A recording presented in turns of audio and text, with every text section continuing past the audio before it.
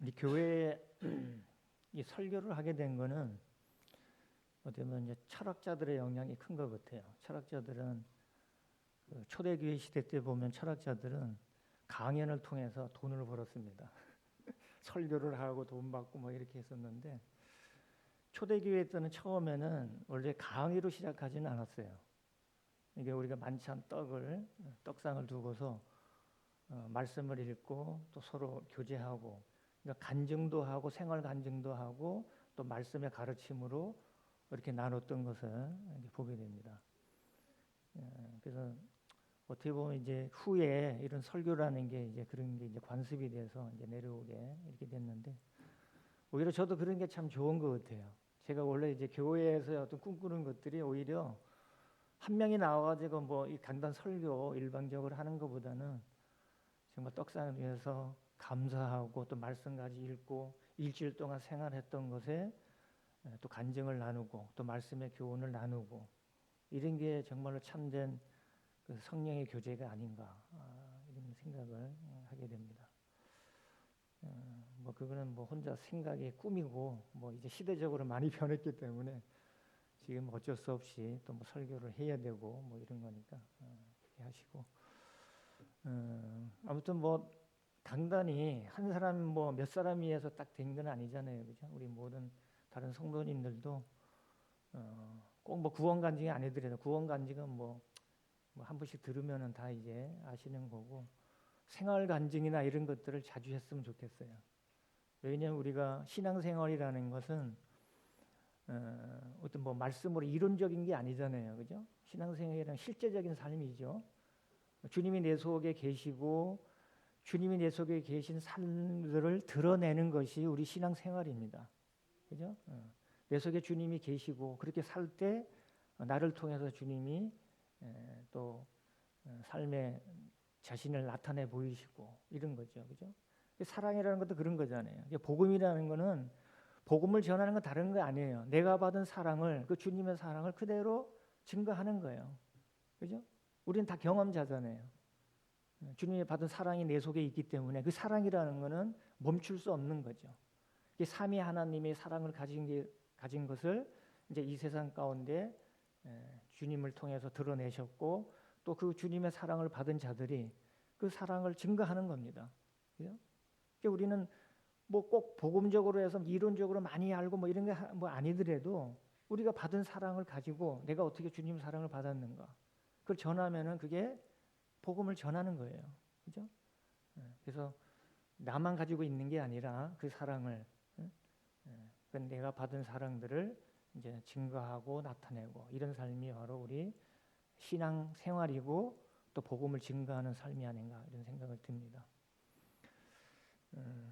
아무튼 뭐 오늘 간증도 하고 시간을 많이 소모를 했네요. 거의 이제 뭐 12시가 다 됐는데 제가 원래 좀 말이 긴 사람이잖아요. 그죠? 1시간은 돼야 되는데 하여튼 최대한 저도 많이 좀 힘을 써야 될 것 같아요. 왜냐하면 요즘에 강단 설교 오래 길면은 이제 그런 분들은 서서히 내려놔야 돼요. 이제 간단히 45분, 50분 딱 해서 할 수 있는 그 정도 능력이 돼야 돼요. 그러니까 제가 이제 능력이 없다는 거죠. 그래서 하여튼 뭐 1시간 안에 해서 하여튼 뭐 50분, 뭐 45분 이 정도 하는 게 딱 적당한 것 같아요. 그래서 오늘 사사기를 이제 계속 하고 있는데 오늘 사사기 근데 또 하필이면 또 본문도 되게 길어요. 또 긴데 하여튼 뭐 그 내용들을 너무 잘 알고 있는 내용들이기 때문에 내용은 좀 생략하고 바로 이제 필요한 부분들을 말씀을 나누도록 하겠습니다.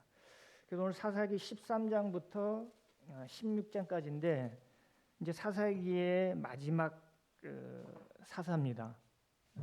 그래서 물론 사사기가 삼손인데 마지막 그 사사를 소개하고서 끝난 게 아니에요. 사실 이제 18장으로 16장으로 끝나지만 사사는 뭐 17장에서 21장까지는 아직도 이제 사사기의 내용들이 남아 있는데 삼손으로서는 이제 사사기의 사사로는 끝납니다. 그래서 오늘 삼손이 이제 마지막인데 그 뒤에 있는 내용들은 그 사사기 시대의 그 대표적인 그 사건 그리고 그 당시의 영적인 상태가 어떤 것인가를 이제 적나라하게 이제 보여주는 그런 내용으로 마치고 있습니다.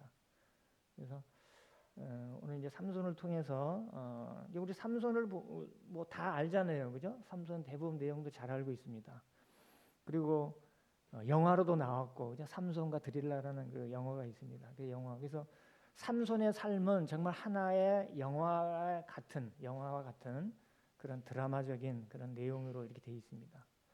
그 삼손은 잘 아시지만 나실인으로 났잖아요, 그죠? 나실인으로 하나님께서 그 가정을 통해서 마누아라는 가정을 통해서 그 아내가 이제 임신을 못했죠, 그죠? 임신을 못하는 그런 상태인데 그 이제 아들을 하나님께서 주셔서 또 삼손이 출생하게 했고, 그를 통해서 이제 이스라엘을 구원자로 이렇게 살게 하셨는데, 근데 사실은 이제 삼손 시대는 조금 이제 다른 데하고는 달라요. 이 내용들이. 왜냐면은 이제 13장 것도 이제 16장까지 삼손의 시대 때는 다른 이제 그 시대하고 조금 이제 다른 양상을 보이는데, 그게 뭐냐면 백성들이 부르짖는 장면들이 없어요. 항상 보면 이 사사기의 어떤 양상이 그렇잖아요, 그죠? 죄를 짓고 악하고 하나님을 떠나게 되면은 이제 하나님이 징계를 하시고, 그러니까 이방 그 민족들 통해서 징계를 하시면은 백성들이 이제 다시 또 부르짖잖아요, 그죠? 부르짖으면 하나님이 또 회복을 시켜주시고, 이런 양상이 이제 계속 양상이 이제 바뀌는데, 이 삼손 시대에는 그런 게 없어요. 백성이 부르짖는 장면들이 없습니다. 그리고 다른 데는 이 이방 군대를 통해서 징계를 줬잖아요. 줬는데 여기는 그런 게 없어요. 군대를 동원한다든가 그런 게 없어요. 이게 무엇을 얘기하냐면은 사사기 시대에서도 아주 더 침체되어 있는 그런 영적인 암흑 상태로 지금 있다는 거죠. 그래서 백성들이 부르짖지 않는다는 것은 무슨 뜻이냐면은 그냥 편안하게 안주한다는 거예요. 그죠? 그러니까 여기도 이제 블레셋 사람들에게 40년 동안 사람의 손에 넘겨줬다고 이렇게 돼 있는데, 그냥 백성들이 그냥 그걸로 만족하고, 원래는 그 속에 지배하고 다스리고 이렇게 해야 되잖아요. 하나님 약속의 땅에 보내주셔서. 근데 오히려 그 민족들에게 보면은 점령을 당하고 오히려 거기에 예속돼서 지금 살고 있는 거예요. 그런 장면이죠. 그러니까 백성이 부르짖을 필요 없어요. 그냥 속박 상태에서 그냥 좋은 게 좋은 거다 그렇게 살아가고 있는 거예요, 지금. 그리고 군대를 동원할 필요도 없어요. 이 블레셋 민족의 특성이 그런 거예요. 근데 이제 블레셋 족속들은 그 가나안 땅, 하나님의 약속의 땅에 살지만 그 백성들을 좀 미혹하고 유혹하고 이런 이제 그런 족속입니다. 그러니까 좀 양상이 다르죠. 물론 이제 블레셋 족속들은 원래 이제 지중해의 어떤 섬나라의 어떤 한 족속이었는데, 그들이 애굽 땅에 왔어요. 애굽 땅에 와서 가나안 땅에, 그러니까 지중해의 서쪽 지역을 이제 뭐 점령한 게 아니라 이들은 거의 뭐 유랑 생활처럼 그렇게 했는데 거기에 살게 됐습니다. 그러니까 동일하게 이제 애굽에서 나왔지만 이 이스라엘 백성하고는 전혀 다른 그런 양상이죠. 그러니까 블레셋 족속들은 이스라엘 백성처럼 홍해를 건넌 경험도 없고 광야 생활한 경험도 없고 요단강을 건넌 경험이 없습니다. 그래서 그들은 그냥 뭐 그런 경험이 없기 때문에 블레셋 족속들은 대부분 뭐냐면은 믿지 않는 그런 기독교인들의 어떤 형태를 보여주는 그런 모습을 블레셋 족속으로 이제 보여집니다. 그런 것들을 이제 예표로 이렇게 보여주는데, 그래서 블레셋 족속들은 뭐 군대를 동원해서 많이 하는 것보다도 같이 살면서 어떤 문화나 풍습이나 이런 걸 통해서 이스라엘 백성들을 유혹하고 미혹하는 그런 양상들을 많이 보이게 됩니다. 그래서 지금 그 상태에서 지금 블레셋 이 민족들과 같이 살고 있는 거예요, 이스라엘이. 그래서 조금 이제 배경 몇 군데만 이제 읽어보도록 하겠습니다. 사사기 13장 1절에 보시면은 이스라엘 자손이 다시 여호와의 목전에 악을 행하였으므로 여호와께서 그들을 40년 동안 블레셋 사람의 손에 넘겨주시니라. 그러니까 40년 동안 블레셋 사람 손에 넘겨줘서 그들과 함께 살고 있는 거죠. 그런 가운데 뭐 백성들이 여기에 대해서 부르짖거나 뭐 다시 또 구원해달라는 그런 게 없습니다. 13장 2절에 보면 소라 땅의 단 지파의 가족 중에 마노아라 이름하는 자가 있더라. 그의 아내가 임신하지 못하므로 출산하지 못하더니.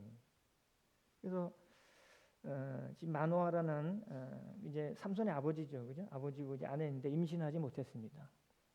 근데 하나님이 이제 뭐 백성이 부르짖고 그렇게 하진 않았지만 이 40년 동안 블레셋 그 사람들의 손에서 하나님이 그들을 구원하시기를 계획하신 거예요.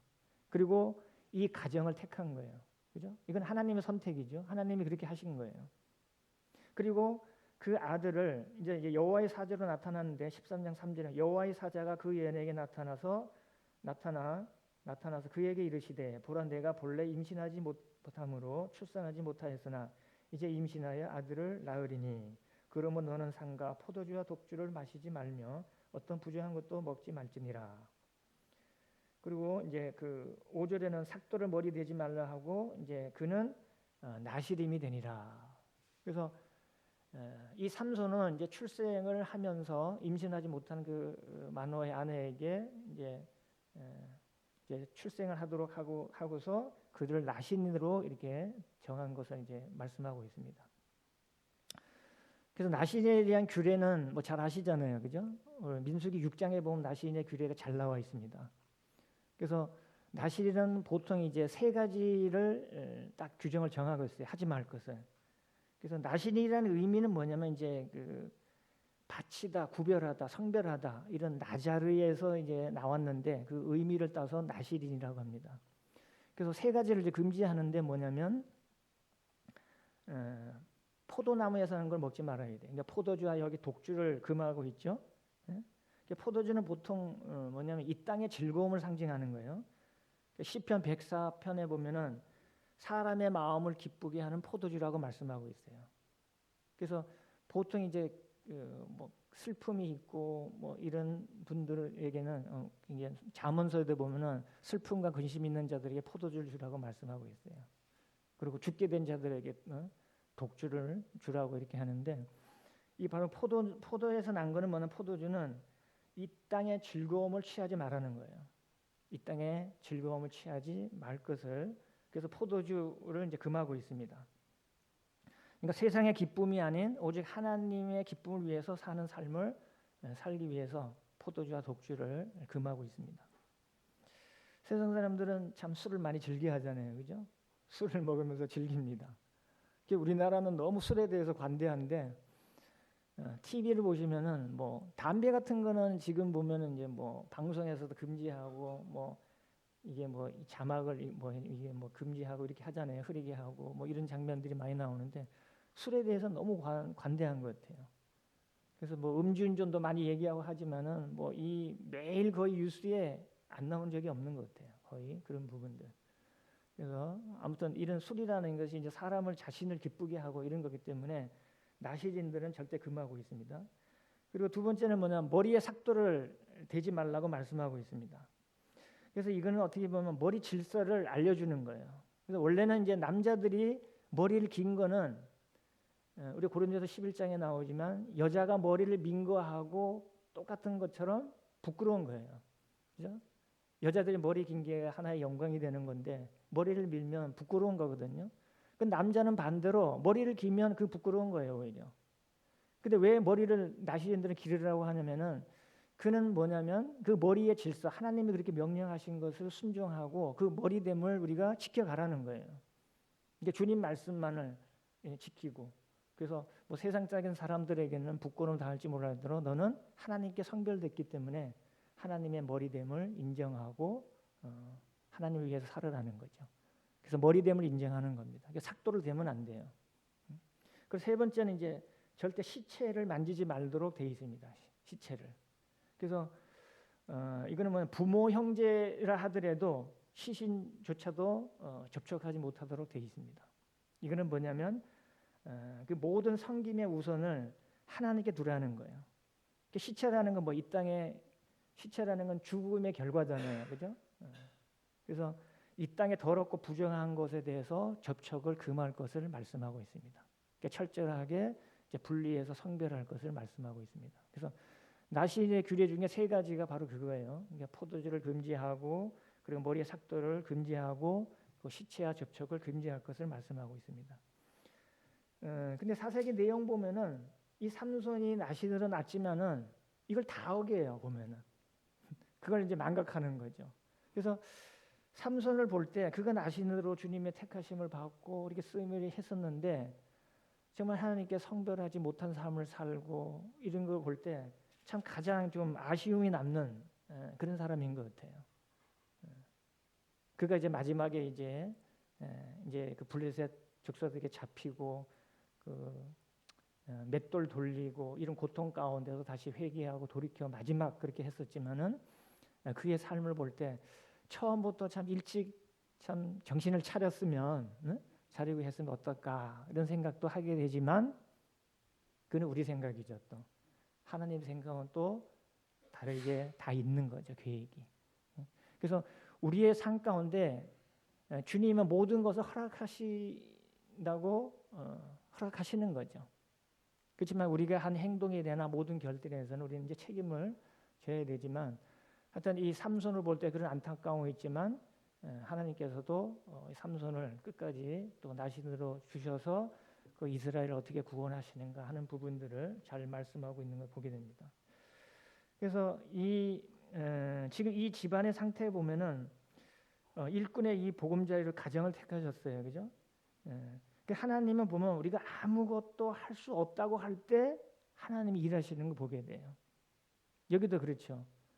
얘는 지금 임신하지 못하는 그런 상태잖아요. 임신하지 못하면 출산하지 못하더라. 이런 상태예요. 그죠?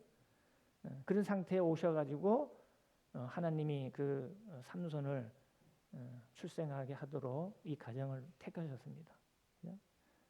그래서 모든 택하고 인도하시고 하시는 분은 하나님이시기 때문에 그래서 우리는 하나님에 대해서 우리가 뭘 하는 게 아니라 우리는 그분에게 무릎을 꿇을 때 그분의 능력이 나타나는 거예요. 그래서 우리는 그런 자세로 하는 게 참 중요하죠. 모든 일들에 대해서. 그래서 우리가 기도하고 하는 이유가 그런 거잖아요. 우리가 왜 기도를 하는 거죠? 내가 능력이 없기 때문에 하는 거예요. 하나님의 능력으로 해야 돼요. 우리는 그리스도의 사람들은 주님께 기도하고 그리고 우리 디모데 전서 4장 5절 말씀인가요? 그러니까 우리가 모든 것이 하나님의 말씀과 기도로 우리가 거룩해져야 되는 거예요.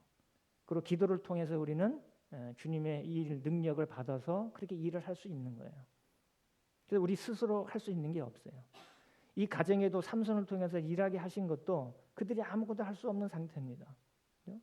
그럴 때 이제 주님이 오셔서 그에게 이제 임신할 수 있도록 이렇게 하신 거 보게 됩니다. 이거 뭐 이런 예들이 많잖아요, 그죠? 아브라함과 사라의 예도 그렇잖아요, 그죠? 그가 이제 나이도 훨씬 넘었잖아요, 그죠? 임신할 수 있는 나이도 훨씬 넘고 아브라함도 그렇고 사라도 그랬지만 그를 통해서 아들을 주시고 그렇게 하신 것을 보게 됩니다. 여기도 이제 그런 모습들이 보여지는 거예요, 그죠? 그래서 여호와의 사자가 나타났는데 여기 보면 여호와의 사자가 누구냐면 하나님의 사람이고 하나님의 사자라고 불려집니다. 이 하나님의 사자가 누구냐면 구약의 그리스도의 현현입니다.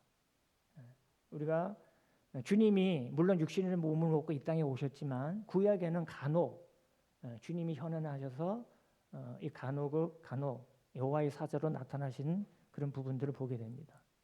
그래서 여기 이제 13장 3절에 여호와의 사자로 불려지죠. 그리고 9절에도 보면 하나님의 사자가 그에게 임하셨으나 이렇게 되죠. 그리고 11절에 보면은 이제 묻습니다. 마노아가 일어나 아내를 따라가서 그 사람에게 이르러 그에게 묻되 당신이 여인에게 말씀하신 그 사람이니까 하니 이르되 내가 그러다. 내가 그라고 말씀하신 것은 하나님이라는 거예요. 그죠?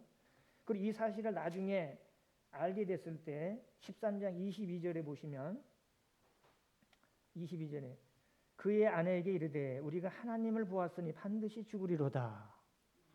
하나님을 봤으니 죽으리로다. 하나님이시라는 거죠. 그분이.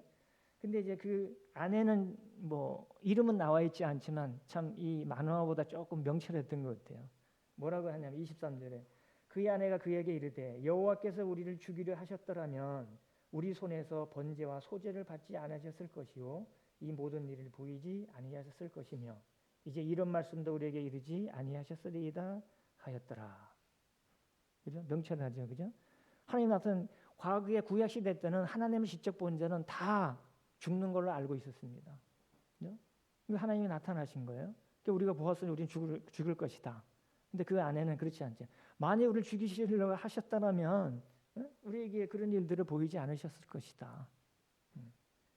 그래서 24절 그 여인이 아들을 낳으며 그의 이름을 삼손이라 하니라. 그 아이가 자라매 여호와께서 그에게 복을 주시더니 이렇게 말씀하고 있습니다. 그죠?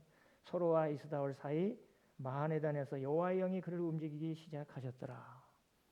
그를 출생하게 하고 그를 이제 일꾼으로 세우시고 움직이게 하신 분은 하나님의 영이십니다. 이렇게 하십니다. 그래서 구약 시대 때는 이 하나님의 영을 통해서 일을 하도록 하셨습니다. 근데 구약 시대, 신약 시대는 다르죠. 우리도 하나님의 영을 가진 자들입니다. 성령으로 거듭났죠. 성령으로 인침을 받았습니다. 성령님이 우리 속에 내주에 계십니다. 그분은 우리의 생명이시고 능력이십니다. 그분이 모든 것을 우리를 인도하시고 깨닫게 하시는 분이십니다. 예수님이 하신 모든 일들을 계시해 주시고 가르쳐 주시는 분이십니다. 그분이 능력으로 우리 속에 계시는 거예요. 성도님들 누구나 성령의 내주를 받지 않는 분은 없습니다. 그렇지 않다면 거듭나지 않은 분입니다. 그죠? 그게 성령으로 거듭난 게 그렇습니다. 주님이 믿을 때 주시는 선물입니다. 그죠? 다 받은 거예요. 지금 신약 시대에는 그 성령님이 들어오셨다가 떠나고 이런 분이 아니에요. 항상 내주에 계십니다. 영원토록 함께 계시는 분이세요. 왜? 주님이 우리를 소유권으로 가지고 있기 때문에 그래서 우리는 도장을 시킨 자들입니다. 성령의 인침을 받았다는 것은 뭐냐면 소유권을 말씀하고 있는 거예요. 우리가 어떤 부동산 등기라든가 할 때 마지막 계약서 쓸 때 마지막에 도장 찍잖아요. 그죠? 그 소유권을 인정하는 겁니다. 하나님이 우리를 소유권을 행사하셨어요. 그럼 나는 내 자신이 내 것이 아니라 누구 것입니까? 주님의 것입니다. 그죠? 그게 바로 신앙의 삶의 시작이 돼야 되는 거예요. 소유권 인정이 돼야 되는 겁니다. 근데 이제 삼손이 보면 저는 이제 두 가지만 이제 실책을 말씀드리겠습니다. 그래서 뭐 삼손 내용도 너무 잘 알기 때문에 출생했죠. 그 다음에 이제 삼손이 참 여자에 약해요. 3명의 여자가 나와요. 그 첫 번째 여자가 14장 1절에 보면 삼손이 딥나에 내려가서 거기서 블레셋 사람의 딸들 중에서 한 여자를 보고 블레셋 여자를 보고 이제 결혼하고 싶은 거예요. 갔습니다. 근데 이 여자는 이제 또 여러 사건을 해서 이제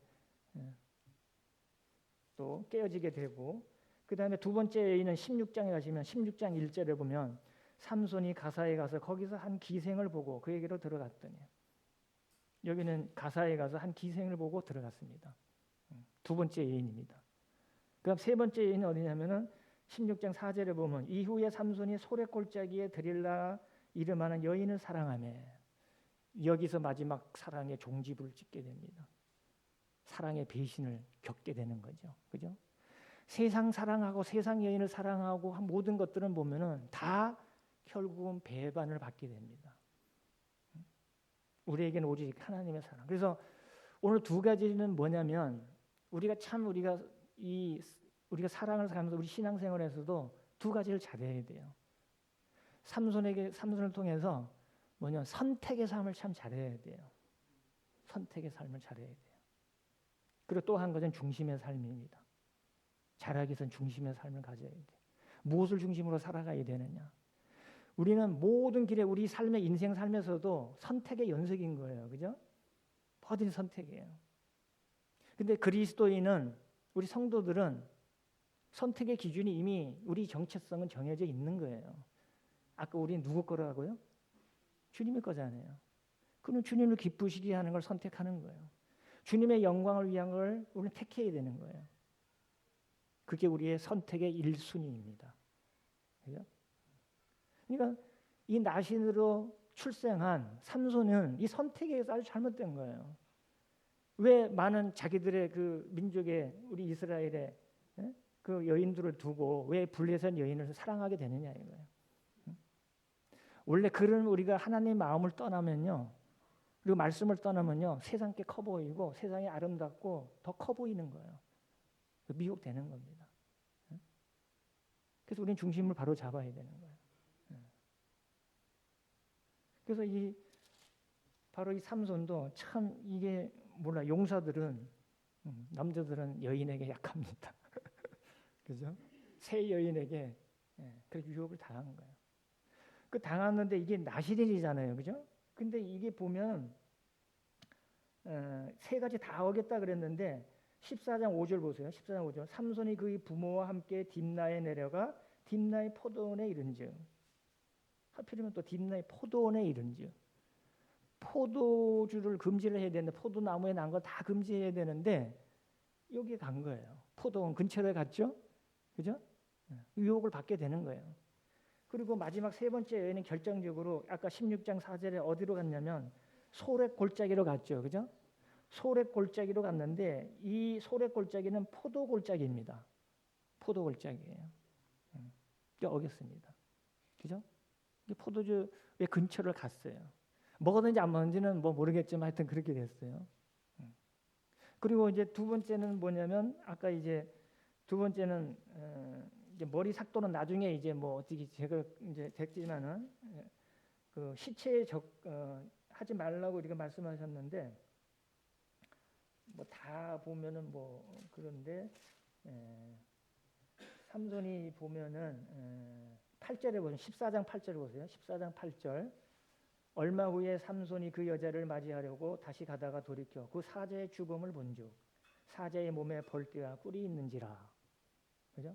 사자의 죽음을 만지고 그 안에 있는 벌과 있는 꿀이 있는데 그 꿀을 누구한테 갖다 놓냐면 9절에 손으로 그 꿀을 떠서 걸어가며 먹고 그의 부모에게 이르러 그들에게 그것을 들여서 먹게 하였으나 그 꿀을 사자의 몸에서 따왔다고는 알리지 아니하였더라.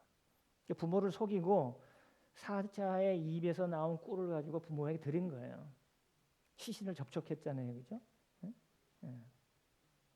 꿀도 보면 꿀도 그런 거예요. 포도와 마찬가지로 꿀도 우리가 뭐 잠언서에도 나오지만 꿀을 적당하게 먹으라고 말씀하고 있어요, 그죠?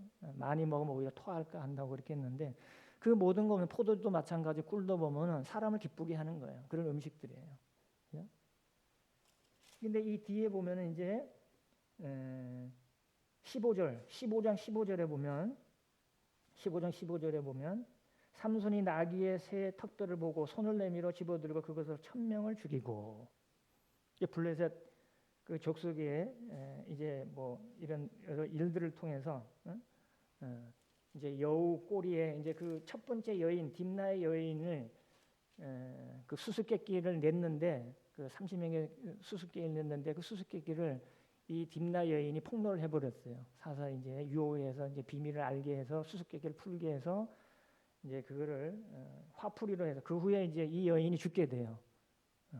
뭐 장인이라 그러면 모르지만 하여튼 그 장인과 이 여인을 결국 이 블레셋 사람이 죽이게 됩니다. 왜냐하면 여우 꼬리에 15장 4절에 보면 삼손이 가서 여우 300마리를 붙들어 꼬리와 꼬리를 메고 회를 가지고 거기다 횃불을 불을 붙여가지고 그 블레셋 사람의 곡식밭 그런 포도원 감람나무 이런 거를 다 살라버린 거예요. 생각해 보세요. 여우 300마리를 붙들어가지고 꼬리마다 묶고 거기다 횃불을 달아가지고 풀어보세요. 어떻게 되겠어요? 곡식 땅이 다 탈 거 아니에요, 그죠? 그 화풀이를 했어요. 근데 그 화풀이로 해서 이제 삼손이 15장 15절에 나귀 턱들을 보고 손으로 내맥을 짚고 1000명을 죽였다고 말씀하고 있습니다. 그래서 이 새 턱뼈도 뭐야? 다 시체를 접촉한 거잖아요, 그죠?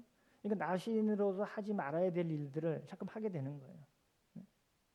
이 삭도 문제도 보면 결국은 자기가 뭐 그렇게 하진 않았지만 드릴라의 유혹에 빠져서 결국은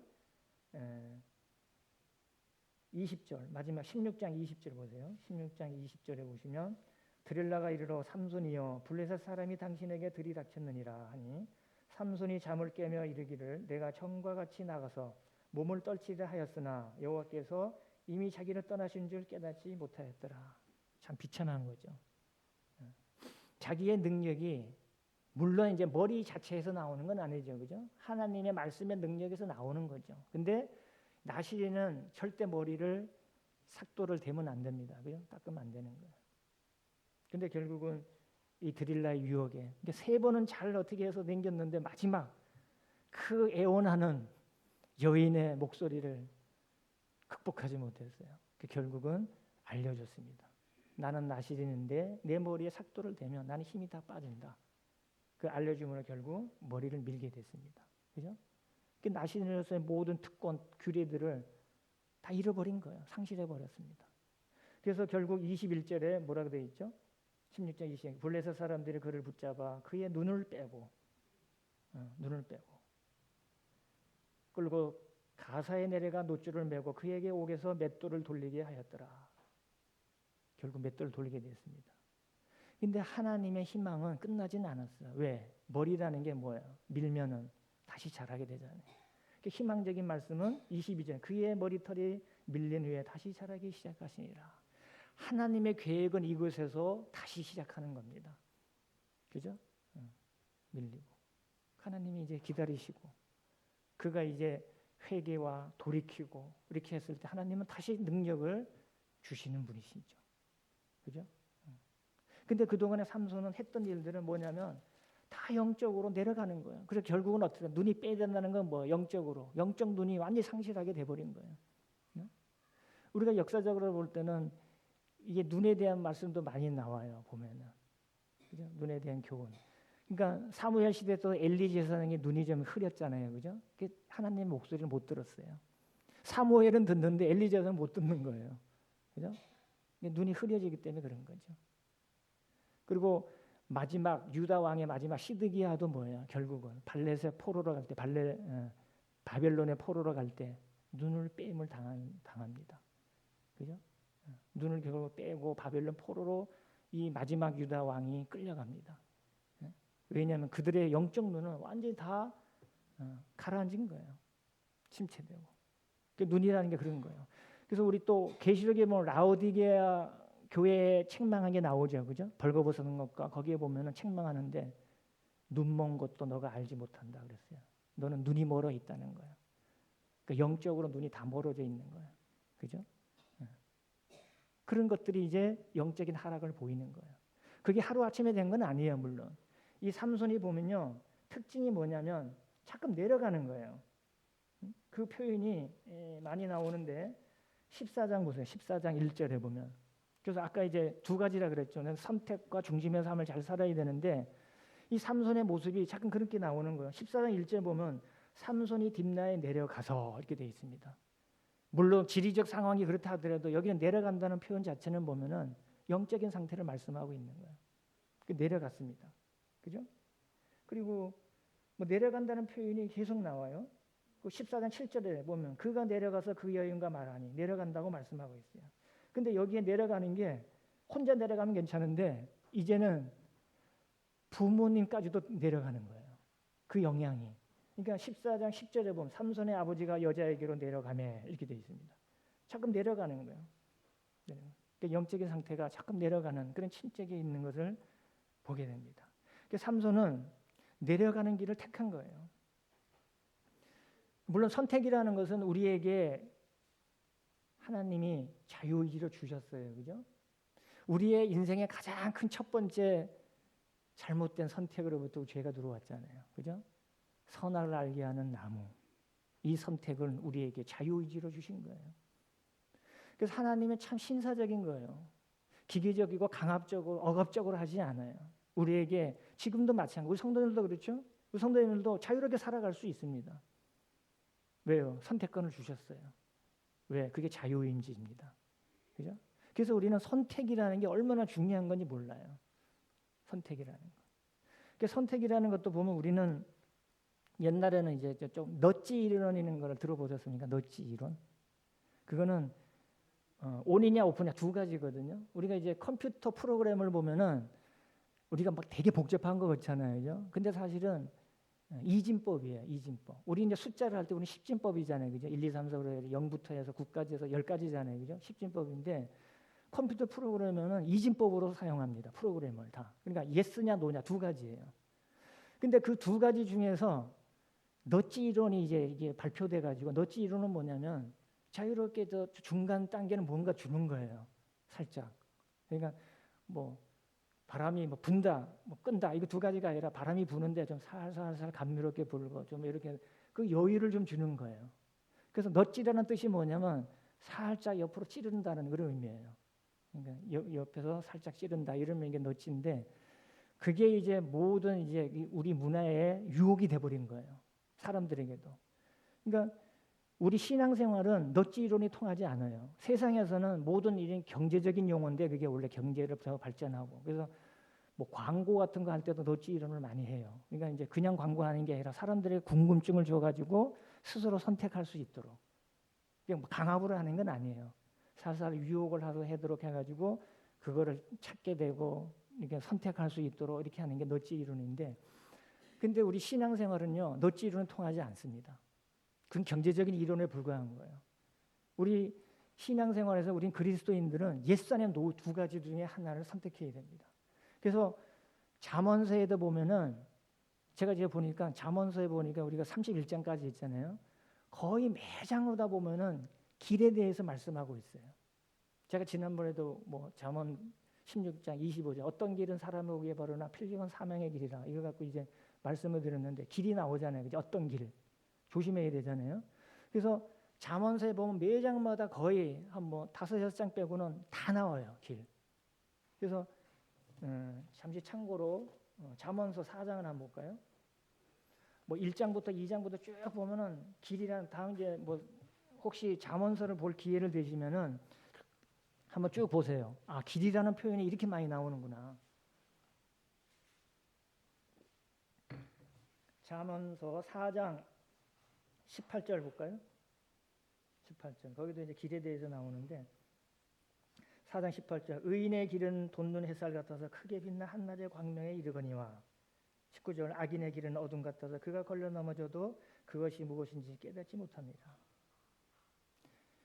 우리 성도들의 삶의 길은요 두 가지밖에 없습니다. 너찌 이론이 아니에요. 중간 단계가 없어요. 회색지대가 없습니다. 마치 이거는 노아의 방주에서 한 발은 노아 방주에 닿고 한 발은 세상 밖으로 나는 것 똑같은 거예요. 네? 그럼 어떻게 될 거예요? 문이 닫히면은 찡겨 죽습니다. 그죠? 똑같은 거예요. 죽음이랑 똑같은 거예요. 중간 단계는 없어요. 그래서 여기도 분명히 의인의 길이 있고 악인의 길이 있습니다. 그죠? 생명의 부활이 있고 심판의 부활이 있습니다. 두 가지만 말씀해요. 성경에는요 중간 단계가 없어요. 그죠? 그래도 길 많이 나오는데 그래서 우리는 4장 11절에 보면 지혜로운 길을 선택하라고 말씀하고 있어요. 4장 11절에 보니까 내가 지혜로운 길을 내게 가르쳤으며 정직한 길로 너를 인도하였은지요. 그래서 하나님의 모든 말씀의 길은 지혜로운 길입니다. 그걸 택해서 가야 돼요. 그리고 정직한 길입니다. 하나님의 말씀은 진리이시기 때문에 정직한 거예요. 신실한 겁니다. 그죠? 그래서 우리는 말씀과 기도로 우리는 우리 거룩함을 지키라고 이렇게 해야 되는 거예요. 다른 길이 없어요. 그래서 이제 음료의 길도 저도 이제 그 전에는 이렇게 뭐 새삼스럽게 못 봤는데 근데 5장에 한번 보세요. 5장에도 여기 보면 이제 음료에 대해서 음료의 입술 나오잖아요. 삼손이 여인에 약했다 그랬죠, 그죠? 근데 그걸 생각해 보면 이 잠언서에서 부끄럽게 왜 음료와 이방인 뭐 이런 여인에 대해서 많이 나오셨는데 그게 바로 우리 길을 알려주는 거예요. 5장 보면은 5장 3절 대저 음녀의 입술은 꿀을 떨어뜨리며 그의 입은 기름보다 미끄러우나 이렇게 해서 이제 나오는데 6절에 그는 생명의 평탄한 길을 찾지 못하며 자기 길이 든든하지 못하여도 그것을 깨닫지 못하느니라. 생명의 평탄한 길을 그 유혹에 빠지면은 우리가 갈 수가 없어요. 그래서 5장 21절에 대저 사람의 길은 여호와의 눈앞에 있나니 그가 그 사람의 모든 길을 평탄하게 하시느니라. 우리의 모든 길은 하나님 앞에 있는 거예요. 우리 성도들은 그렇잖아요. 그죠? 우리가 뭐 가더라도 하나님이 우리의 길을 인도하시고 우리는 그분의 길을 맡겨야 돼요. 그래서 너의 행사와 너의 길을 너의 계획을 모든 것을 누구에게 맡기라고요? 하나님께 맡기라고 말씀하고 있죠. 너의 행사를 여호와께 맡기라. 너의 길을 여호와께 맡기라. 또 한 가지 베드로서에는 너의 근심을 여호와께 맡기라. 우리가 왜 근심합니까? 선택의 기로에 있으면 근심이 있을 수 있어요. 근데 우리는 과감하게 주님의 길을 선택해야 됩니다. 그렇지 않으면 내려가는 길로 가게 됩니다. 삼손과 같은 길을 갈 수가 있어요. 우리는 능력을 받았지만 그런 능력을 발휘 못할 수도 있어요. 그래서 우리는 성령에 깨어 있어야 되고 지혜로운 길을 선택해서 가야 돼요. 이 선택이라는 게 참 중요한 겁니다. 그죠? 그래서 여기만 보지 않겠지만 그 쭉 보면 다 그런 거예요. 응? 그래서 한 번 더 볼까요? 7장에 보세요. 잠언 7장 한번 보세요. 잠언 7장. 7장 5절에서 그리하면 이것이 너를 지켜서 음녀에게로 말로 호리는 이방 여인에서 빠지지 않게 하리라. 이게 되잖아요. 그죠? 진짜 유혹하는 게 쭉 나와요. 그러니까 어떤 청년이 가는데 보면 그 집 가까이에 가고 어떤 때는 거리 어떤 때는 뭐 광장 모서리 있는데 그에게 처처처처 다가가는 거예요.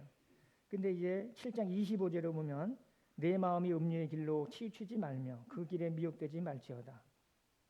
27절에 그의 집은 스올의 길이라 사망의 방으로 내려가느니라. 그래서 여기에 말씀하는 음녀라든가 이방인 여인들이 유혹하는 모든 것은 우리는 어떻게 받아들이냐면은 세상의 모든 유혹을 받아들이는 거예요. 그래서 요한일서 2장 15, 16절 보는데 너희는 세상을 사랑하지 말고 세상에 있는 모든 것들을 사랑치 말라 그러잖아요. 그죠? 세상에 있는 모든 것이 어디로부터 나왔다고요? 세상으로부터 나오고 마귀로부터 나오는 거죠. 그게 바로 금단의 열매입니다. 선악을 알게 한 나무예요. 거기서부터 유래돼 나온 거예요. 거기서 또 발원된 거예요. 세상스러운 게 아니에요. 그죠? 선악에 알게 한 나무부터 이미부터 그렇게 나와 있는 거예요. 우리가 그런 걸 세상의 유혹과 미혹을 조심해야 돼요. 그게 바로 우리는 그럴 때 우리는 블레셋 사람들에게 문화와 유혹에 빠지지 않고 사는 삶이에요. 이 세상 자체가 그런 거거든요. 그죠? 이 이스라엘 백성들이 거기에 지금 지배를 해야 될 사람들이 지배를 당하고 있는 거예요. 그들과 함께 묻혀서 사는 거예요. 그래서 하나님은 한 삼손을 통해 구원자로 사사를 세운 거예요. 세우기 위해서. 왜? 이제 민족적인 회개하는 것도 없어요. 영적으로 너무 흐르기 때문에 이제는 뭐 군대를 동원하는 게 아니라 한 용사를 세워서 그렇게 하시는 거죠.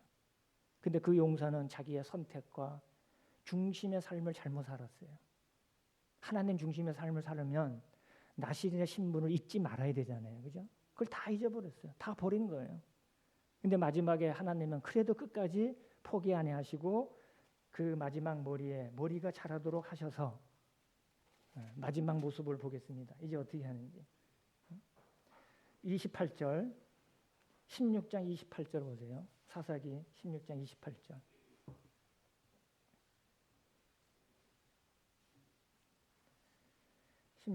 삼손이 여호와께 부르짖으라. 삼손이 부르짖는 거는 딱 두 번 나와요.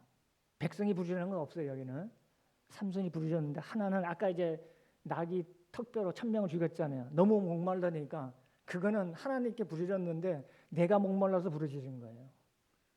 근데 여기는 마지막 28절은 진정으로 부르는 거예요. 삼손이 여호와께 부르짖어 이르되 주 여호와여 구하옵나니 나를 생각하옵소서.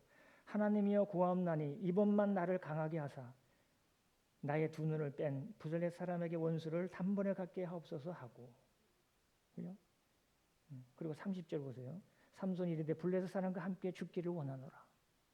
이제 죽음으로 원수를 갚는 거예요. 죽기를 각오한 거예요. 그죠? 힘을 다하여 몸을 굽히며 그 집이 곧 무너져 그 안에 있는 모든 방백들과 온 백성에게 덮이니 삼손이 죽을 때에 죽인 자가 살았을 때 죽인 자보다 더욱 많았더라. 그 죽을 때 죽인 자가 살을 때 죽인 자보다 더 많았다는 거예요. 3000명이 다 죽은 거예요. 그죠? 하나님이 그렇게 하셨어요. 삼손도 마지막에 죽기를 구하고 그럴 때 하나님이 능력을 힘을 주셔서 원수를 갚도록 이렇게 하셨습니다. 그래서 삼손의 사사로 부르심은 참 이게 어떻게 보면 비극적인 종말 같지만 하나님의 입장에서는 그를 바로 세우고 이끄심을 보게 됩니다. 우리 사람의 판단으로서 할 수 없는 거죠. 그죠? 그리고 여기에 그렇게 내려갔는데 31절에 보면은 올라간다는 표현이 나와요. 그의 형제와 아버지와 온 집이 다 내려가서 그의 시체를 가지고 어떻게 돼요? 내려가서 다시 올라온 거예요. 올라가서 소라와 에스다올 사이 그의 아버지 마노아의 장지에 장사하니라. 삼손이 이스라엘 사사로 20년을 20년 동안 지냈더라. 이런 비극을 이제 맞이했는데 하나님은 그래도 끝까지 그 삼손을 통해서 맡기신 일들을 하나님이 행하시는 것을 보게 됩니다. 그래서 우리 결론적으로 말씀드리면 우리 성도들은 주님 안에서 행할 때만 우리 성별의 삶을 살 수가 있어요. 그래서 우리는 바른 선택과 중심의 삶, 이게 중요합니다. 그래서 우리는 정말 그리스도인으로서 성별된 삶을 살고 있는가? 그리고 우리는 주님은 정말로 나시린의 본입니다.